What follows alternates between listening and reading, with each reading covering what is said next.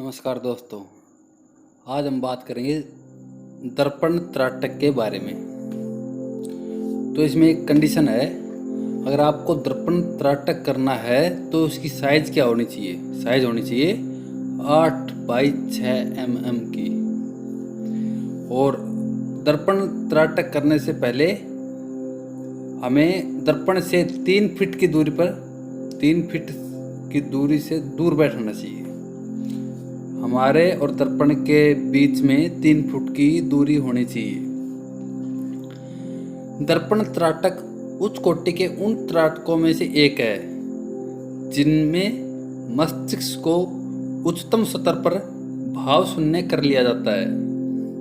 इसके अलावा सांस भी नियंत्रण बहुत कम हो जाती है। ऐसी अवस्था जिसमें हम संसार में रहकर भी संसार से अलग हो जाने का भाव, सभी तरह के भाव से हट जाने का आनंद इस त्राटक में अनुभव होता है। दर्पण त्राटक में दर्पण का चुनाव किया जाए वो साधारण, बिल्कुल सिंपल सा होना चाहिए। दर्पण का आकार चौकोर हो और ज़्यादा सजावटी न हो। इसका आकार इतना बड़ा हो कि आपका चेहरा पूर्ण रूप से दर्पण में दिख सके। इससे बड़ा हो सकता है, पर सुविधा के लिए सिर्फ उतना ही बड़ा हो जितने में चेहरा दिखे। इससे अभ्यास में ज़्यादा ध्यान नहीं भटकता है। जिस कमरे में इसका अभ्यास किया जाता है उस कमरे की प्रकाश की व्यवस्था ऐसी हो कि प्रकाश के नीचे की दीवार पर ही दर्पण स्थापित किया जाना चाहिए, जिससे कि दर्पण से चेहरा साफ दिखे और प्रकाश का परावर्तन दर्पण में न हो और बिल्कुल हल्का रोशनी हो, एक मोमबत्ती की जैसी रोशनी होनी चाहिए। दर्पण को दीवार पर स्थापित कर उससे इतनी दूरी पर स्थापित करें कि आपका चेहरा उस दर्पण में साफ दिखाई दे।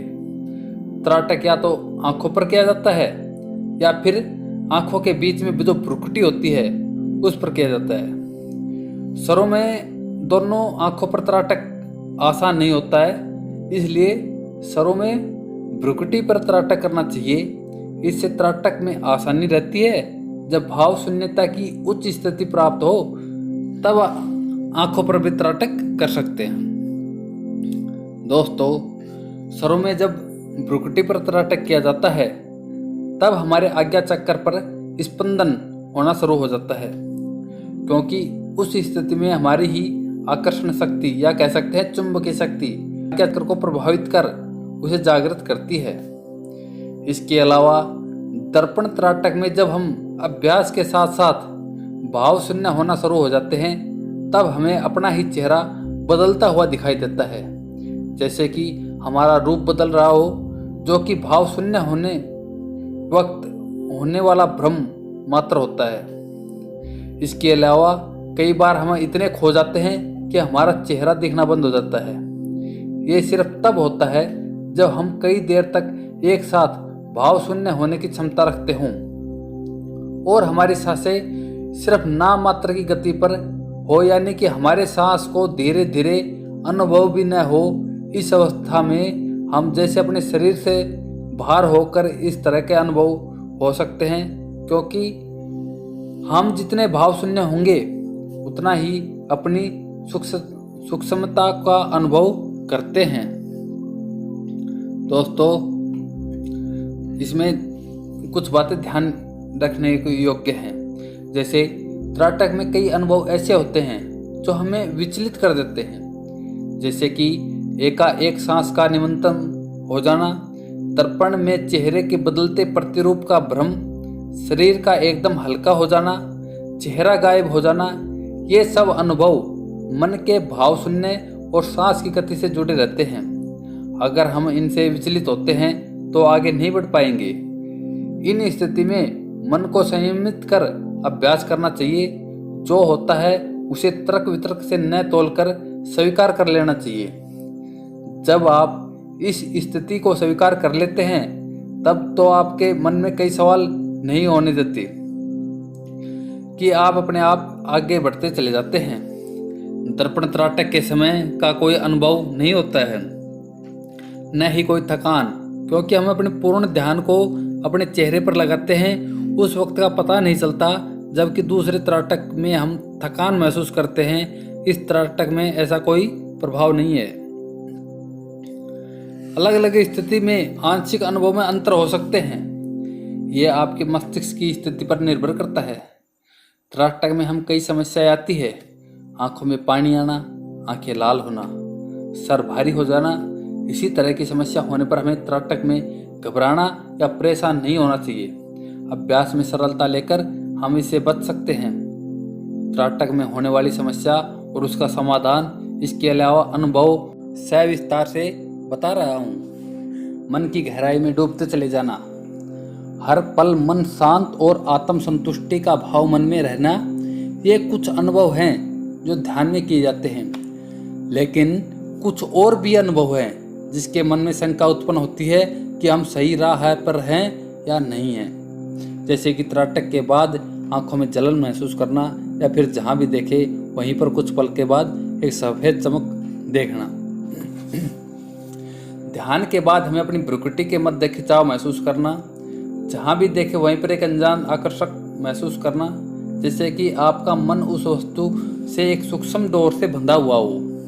अपने शरीर में हर पल एक गर्मी का महसूस करना, किसी खास पल अपने शरीर और मन में एक बदलाव महसूस करना, मन में एकदम से रोमांचित हो जाना, ये वो अनुभव हैं जो हम महसूस करते हैं पर समझ नहीं पाते कि ये क्यों होता है, और हम भय से शंकित हो जाते हैं। ये भी सामान्य अनुभव ही होते हैं। आइए हम बताते हैं कि ऐसा क्यों होता है। जब हम त्राटक करते हैं तब सामान्य रूप में हमारी आंखें उस प्रकाश की आदी हो जाती है। जब हम दूसरे प्रकाश में जाते हैं तब अचानक से पलकों का सामंजस्य वो बिगड़ जाता है। इस वजह से हमें जलन या फिर झपका महसूस होता है। इसके अलावा जब हम किसी वस्तु को कुछ पल के लिए देखते हैं तब एक आकर्षण हमारी आंखों और उस वस्तु के मध्य बन जाता है। उस वक्त हमारी आकर्षक शक्ति आंखों से निकलकर उस वस्तु को ढकने का प्रयास करती है। इस कारण वह हमें सफ़ेद चमक दिखाई देती है।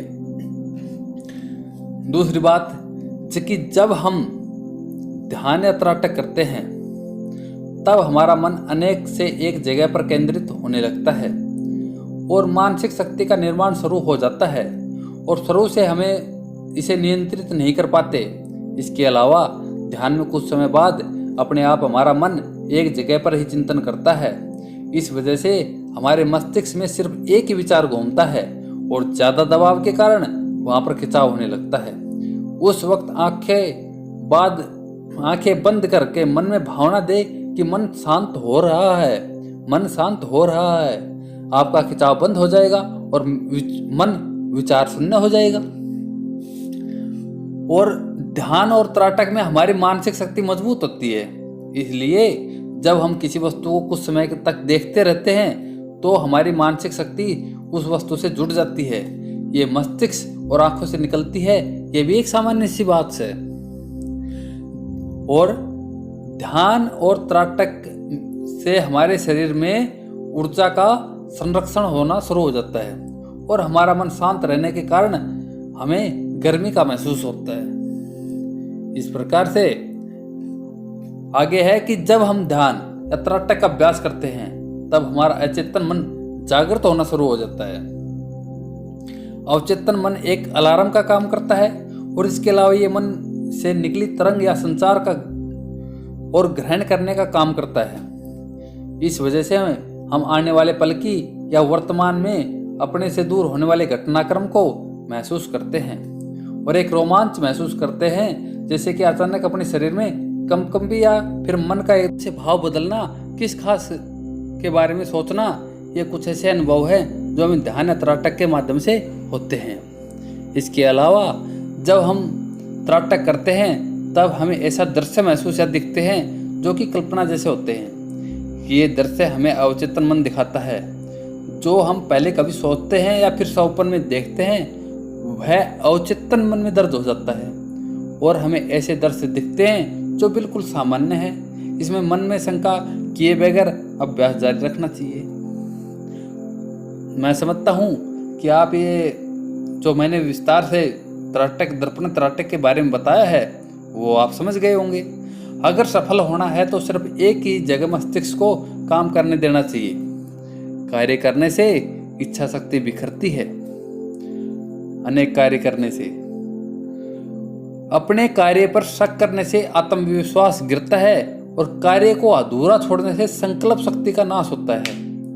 इसलिए जो भी कार्य करे सोच समझ कर करें और मन से उसे पूरा करे, तभी सफलता हासिल कर सकते हैं। दोस्तों, मेरे हिसाब से तो मैंने दर्पण त्राटक की संपूर्ण विधि आपको समझाने की कोशिश की है और आज के लिए बस इतना ही। मेरे हिसाब से तो मैं समझा चुका हूँ। अगर आपको कुछ बातें समझ नहीं आई हो या फिर आप कुछ समझना चाहते हैं तो आप कमेंट बॉक्स में लिख सकते हैं। अगर मेरी यह वीडियो अच्छी लगी हो तो लाइक, शेयर और सब्सक्राइब अवश्य कीजिए। धन्यवाद।